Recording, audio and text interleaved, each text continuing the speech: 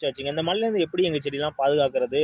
So செடி வருமா, பொழைக்குமா அப்படின்ற டவுட்டோடயே இருக்குங்க. அவ்வளோ மழை பெஞ்சிட்ருக்கு. என்ன பண்ணலாம்? செடிகளை எப்படி காப்பாற்றலாம் அப்படின்னு சொல்லிட்டு நிறைய பேருக்கு டவுட்ஸ் இருக்கும். ஸோ அதுக்கான வீடியோ தாங்க இது. ஸோ ஒரு சில டிப்ஸ்லாம் சொல்கிறேன், நோட் பண்ணிக்கோங்க. ஸோ ஆஃப்டர் ரெயினுக்கு அப்புறம் பார்த்தீங்கன்னா பிளான்ட்டை சூப்பராக க்ரோத் பண்ணிக்கலாம்.